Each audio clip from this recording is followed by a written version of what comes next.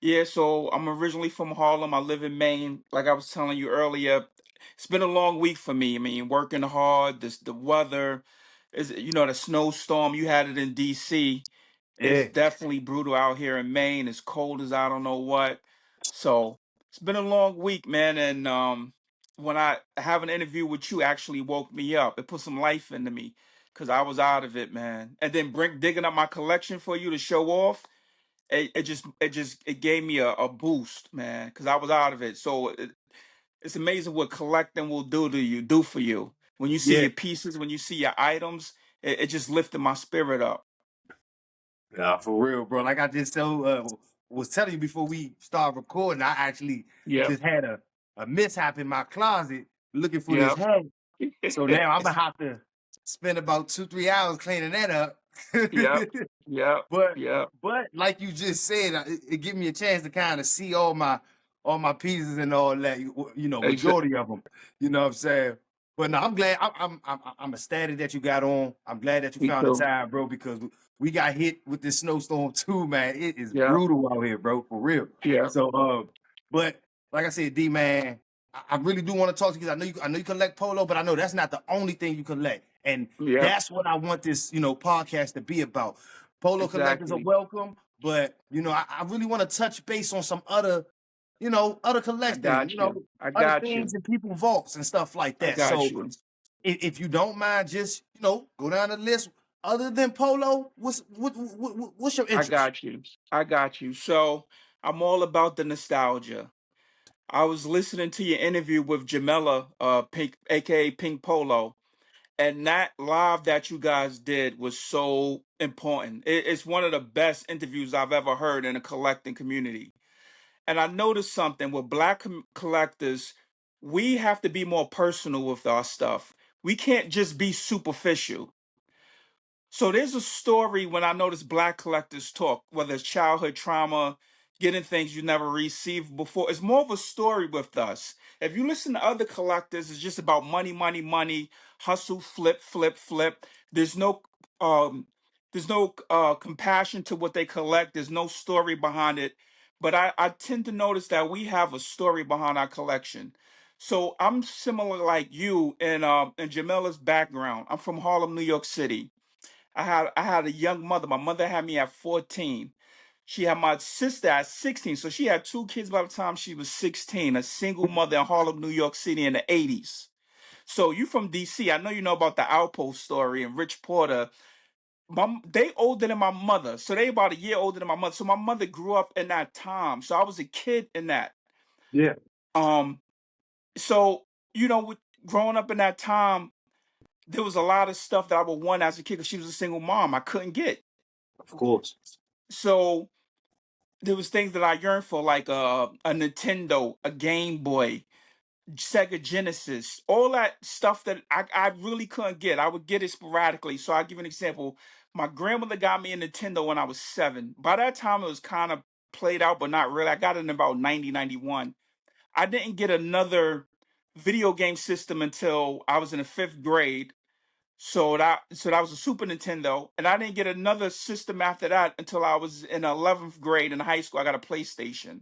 So first grade, 5th grade, and then an 11th. So it was stretches. Whereas you see kids a lot in that era, they were getting everything: Game Boys, Game Genies. They would get all the systems when it came out. Yeah, So yeah. I think that had an effect on me.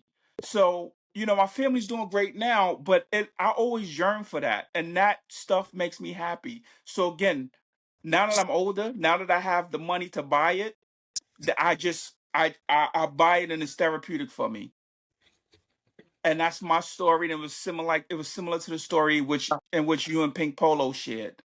Nah, bro. And Let that's been me. my nostalgia. That right there is where I want to attack the heart at, bro. Because Yeah. you said a lot, so let me Yeah. let me Yep. Yep. unpack a little bit. Let me unpack. You definitely said a Yep. lot, Yep. bro. But no, I Yep. want to touch on where you were just like, bro, different cultures and other, what I'm saying, races and things like that, or just certain people who, when you hear their story of collecting, it's it's very bland, and Exactly. and you can even tell by you know what I'm saying, what they're collecting and things like that. Oh my bad. There's a lot of noise in my background, but It's fine. not. But yeah. So that threw me off. My bad. Yeah, But no. Like I said, with those cultures, those races, it's like you will hear these stories and you will look at what they're collecting, and it's like you said, there's no depth to it, you know. exactly. And I would say it's more of a fad thing with certain people. Yep. Um, and I'm gonna tread lightly. I'm gonna tread very lightly, but Oh yeah. from what I see, especially with and I'm gonna just talk on the sneaker game. Yep. There's a lot of people in the sneaker game I feel like don't really got love for. It's a fad now. This is the new thing to do, cause to collect Exactly. sneakers and things like that. When I was coming up, sneaker collectors was a little different, you Big know. time. Um, and all of them had a one thing in common. It's like this wasn't something that was accessible. Exactly. This wasn't something that was, oh, like you said, fifth grade. Yeah, you know what? I've been collecting these shoes since. No, that's normally not how the Yeah. story goes. Exactly. you know, And in our and community, a lot the drug dealers had them. Sneakers, from where we come from, it's the drug dealer sneaker. It's not. It I, wasn't fashionable. like I said, I was trying to tread lightly, but I'm glad you Yeah. touched on that, bro. Because think about this, bro. Like I said, these new age sneaker guys or whatever, it's like you Yep. like, and I'm not saying it like all, but a lot of this has came from guys who were outside selling drugs, Exactly. pimping, doing God knows what. And technically, they weren't even collecting. They were just buying this stuff every Exactly. week, every other day because they had this accessible money. And we as younger guys looked at it like, oh, well, they have all this stuff. We didn't even look at it like they were collecting. We just looked at No. it like they No. always fresh. They're Yep. always fresh. Yep. So the shoes that they had, those Air Maxes, those Jordans that, and like I said, I'm treading lightly, that on Instagram or Facebook, these newer guys, all y'all shoes and stuff, these were stuff dudes was just outside standing there for 8, 9 hours. They weren't in a box for years. They Exactly. weren't. Exactly. Exactly. So And and us that's the as God younger honest truth, bro. That's the God and us honest as truth.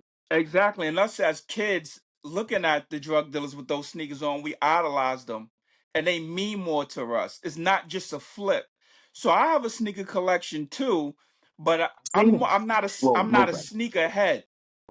So, but I buy sneakers to again my childhood. I buy sneakers that the drug dealers had. And the fact that I couldn't afford them, it numbs me. It calms me down. It makes me feel at ease. So I'm still chasing that 10-year-old boy inside of myself. Even it. when I buy sneakers, I'm buying, like I said, I'm buying sneakers that the guys on the block that was on there on the corner for 8 hours. Yeah, I'm getting what they got now.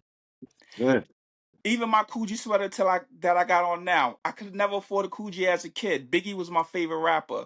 Now that I got older, I have a Coogi collection. So I'm like numbing a lot of the childhood stuff, man, and that's yeah. what a collector thing is. And there's That nothing kind of wrong with happened to that. me. Yeah. There's nothing wrong with that, bro. Like Yep. Yep.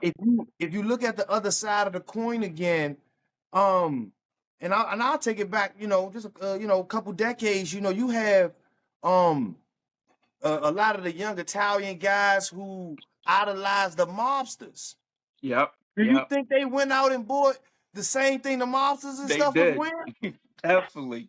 Come on Definitely. now. Definitely. You think Yeah. Al Capone and all these guys, like their younger youth dressed and was influenced just by them, whether the Yep. culture was negative or not. Yep. It was still the exact same thing, Yep. just in a different light. Because Yep. one hate to say it, but criminals got the best way. Oh yeah. But you how know, and, about this though? I was about to say, how about this? Because since we talking about collecting and nostalgia, think about that time. Like I love the '90s. I love the '80s. Right? yeah, look how timeless the pieces are. Cause you're in a polo. Notice how the stuff that they wore and the stuff that we collect, it never goes out of style. You ever thought about like your polo pieces? You could wear them 10, 15 years from now, nobody would ever know. The Yeah, Coogi sweater I got on right now is going to be around forever. yeah. It's like it's something about that era, just from like back in the days, the material, or just our mindsets. My mindset as collectors, we just know quality pieces, man. Like this stuff will never get played out. No, It, I it's, agree, it's it's bro. interesting when I think about it. And me personally, um, Yeah, I think it has to do with the material and the level of creation that was put into it. And I say exactly. that because um I like I said, and I've said this in a couple of my videos, Yeah, I like 100% garments, whether it's yeah, 100% wool, yeah, 100% cashmere, 100%. yeah, Now, I'll do blends. I'm pretty sure this is a yeah, blend. I don't yeah. mind. I'm not saying it. But my point is this. Um, a lot of this new age stuff, they don't Trendy. respect that. They don't respect the material anymore. I seen a post on Instagram. Someone was saying like, you know, your homeboys brand, their clothing brand is designer too. And I understand the notion behind it. Yeah, However, like I was going to say, my homeboy isn't using 100% wool. Once he does, then exactly. I'll shop with him. Once he starts using Agree. 100% leather, real genuine leather, I'll shop with him. And that's not me picking at my homeboy. That's what I buy. Exactly. That's what I'm chasing. Like I said, I'll get a blend. I know I'm not. There's a lot of stuff in my arsenal that's a hybrid, but I feel like with that Coogi sweater, with a lot of things that maybe be in your arsenal, it's like if it was made with care, number one, and what Yeah, materials was it made out of? Like exactly. that's why it's timeless. You got things that, like I said, these little the DH gate hoodies and little things like Hmm. that. Like, no offense, I can't buy that stuff because it's not made well. It's Agree. not. And a lot of it is putting a logo on a clothing article. That's not a designer. If you buying cheap stuff and then you just throwing your logo on it, that's not designer. It can't be. It Yeah, can't be. that's Now, if you yeah, telling me that's you went to your grandmother and had her hand knit all this stuff, yeah, now you see what I'm saying? You have a client now exactly. because this isn't something that was ran through a production line and you just slapped a iron on sticker on and said buy There my you go. product. Exactly. Yeah. And now they charging 200, 300 for it. And I'm not, and bro, I'm really not trying to come at anybody that's Oh, going of in course this not. direction, But but it's just the reality. you got to understand you're not going to attract my audience. Exactly. You're going Exactly. to have an audience, and that's the audience you need to. But the people I talk to on a regular basis, Yeah. like I said, when we touch it, when we feel it, it gotta. Your hands can actually tell the garment, bro. I Exactly. want to touch that sweater you got on so bad because I know just the feel of it alone. Oh You yeah. can't walk into a Walmart and find nothing that's gonna feel like that in your hand. Nothing. Nothing. Nothing.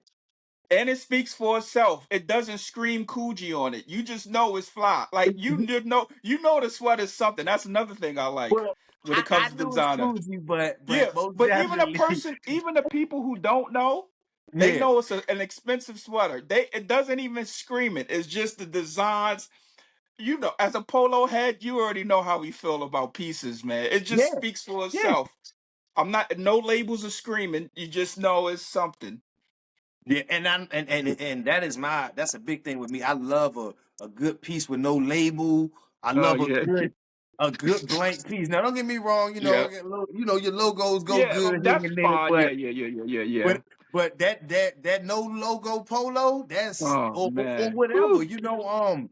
Uh Yeah. what people don't know, I'm big on Nautica, Now Okay. obviously I love Nautica. I Love Nautica. don't have as much as Polo, but I got a Yeah. bunch of Nautica, Yeah. some other brands and things like that. But when I'm going out to certain brands, it don't always need to have the name Biggest Day on it, you know? Sometimes it can be a little quiet and I can get away with that. Yeah, yeah, yeah, yeah. Damn. That's good. So, I definitely want to show off the collection, and it's Black History Month. Yes, it So is. I have a lot of Black History themed collector's items you may not Okay. have seen in a while. Okay. All right, so I'm gonna start showing off some stuff. So let's start off with this. You see it? Damn, soon as you did it, the video got choppy. Maybe you need to focus Oh in. man, Cause I damn. see, I can see the words, but I can't see the Okay, person. It's because he's okay. fuzzy. So this is the Steve Urkel cereal from the '90s. Oh, there we go. It focused in. It focused in. Okay, so Okay. these are the Urkel O's, the Urkel O Okay. cereal. Yeah. You gotta. I guess when you brought it close, it focused in. But I Got got it. to see it Got it. real clear. Cause Yep. right Yep. now, like just when you lean Yep. back with your face, it blurred out. Okay. So I think it's when you're closer. It's yeah, not Got that it. close, but yeah, Okay. It's right there, good. yeah, We good. We yeah, good. because when you put the box up, I All seen the right. face and everything, but I've All never right. seen that Cool. cereal box before.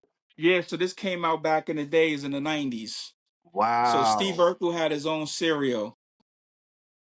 So wow. this is something a rare piece you got in the collection. And I Family gotta ask, Matters. is the Yep. cereal still in the box? No, but I have cereals that's fully that's never been opened. Okay, okay, okay. You remember this joint? Can you Uh, see? yeah, you gotta let it clear up a little bit. All right. Almost. Um, it's clearing up. Yeah, there we go. There we go. Right there. All right. Okay. I can't see the face, but I can see the names. Okay, so it's the Steve Urkel doll from back in the days. Ah, Still in the there you go. box. It just cleared up. All right. Man, I'm feel like, man, I'm about to have you send me the invite because I can't be missing this, bro. I don't want it to be Oh choppy. man. Because Damn. soon as you start pulling it out, it got choppy, bro. Oh man. And we cooking too, bro. We cooking with hot grease. Ooh, uh, hold up, bro. Because I what about Zoom and I the other may have heard apps? of that dog. I've Yeah. never seen that series. Yeah, yeah, yeah. The cereal's exclusive. Where'd you? Well, not where, but I don't like that. I don't like to ask nobody where they got nothing. When did What? you acquire these items? And how long So have you had them? I got them years ago. I really started collecting super crazy during the pandemic. That's mine. Yep. Is it good? Yeah, we're good. We're good. That was an alarm. I Yeah. forgot to During the turn it off. pandemic, I really went crazy with collecting. When everything was Yeah, yeah. closed in. I started, but I've been collecting really since I was 13 years old, since the eighth Just, grade. just nostalgic pieces and things like Yep, that. just nostalgic pieces. Yep, I've Okay. always loved it. I've never been in it for the money either. It's never been like I could be dead broke and I still probably won't sell my stuff. It would take a lot. Uh, yeah. That's how much I love it. Yeah, and that's where I myself, and this is definitely my personal opinion. That's kind of where Hmm.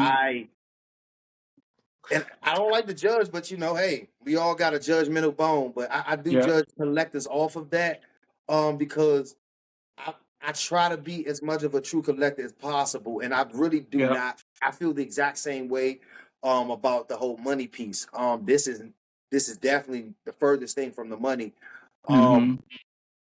I have so many people hit me up and be like, "Yeah, bro, you selling?" And I'm like, "Nah, I'm Hmm. just a collector." Now I might get rid of something here and there. I'm the same way. Listen to what I Yep. just said, here and there.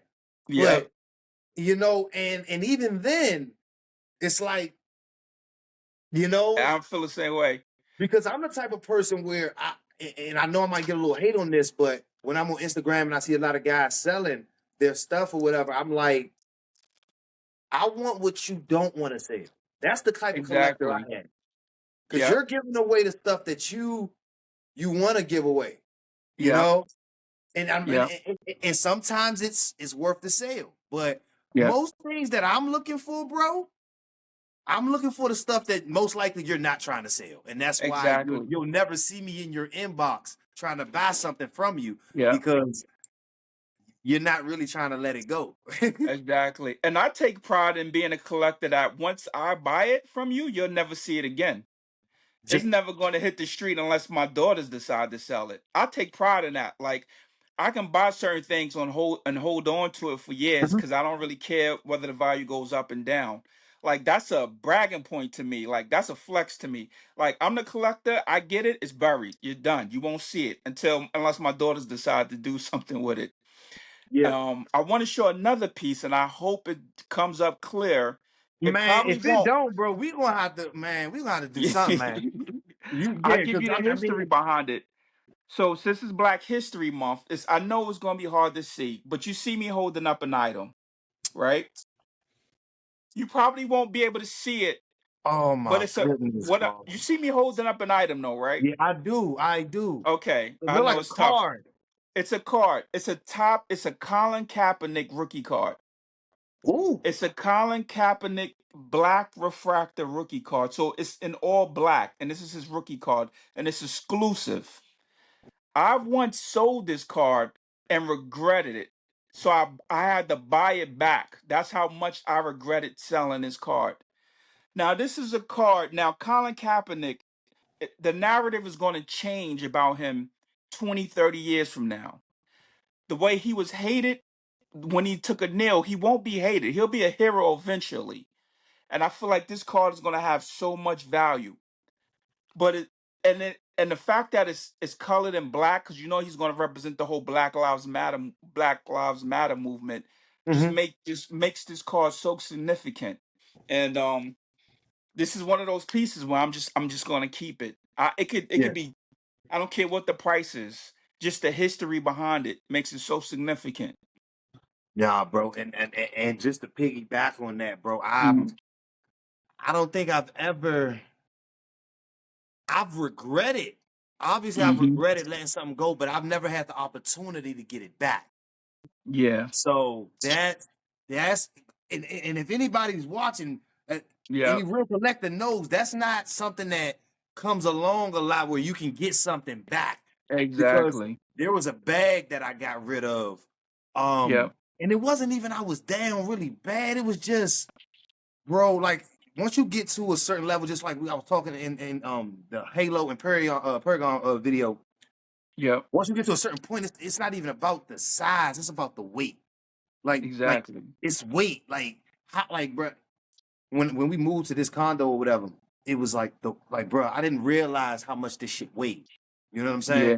So at a Yep. certain point, I don't know. I got rid of this bag, a rugby bag, and I started to get that regret. Yep. Like a month or two later, I'm Yep. like, young. I'm like, what? Why did I? So I'm going back on my scour, and I'm like, okay, I gotta find it again. I gotta find it again. Till this day, haven't found it again. Haven't Damn. found it again. See. Yep. Yep. I know. That's tough. And I've learned from that as well. Yeah. It's so so so kind of in that family is when I see a piece and I might not see it again. And this is bad. You and Jamila talked about this about possibly spending money you don't have. That money could have went to a bill. And I struggle with that as well. Yeah. But when I see a piece, sometimes I'm like, I gotta get it.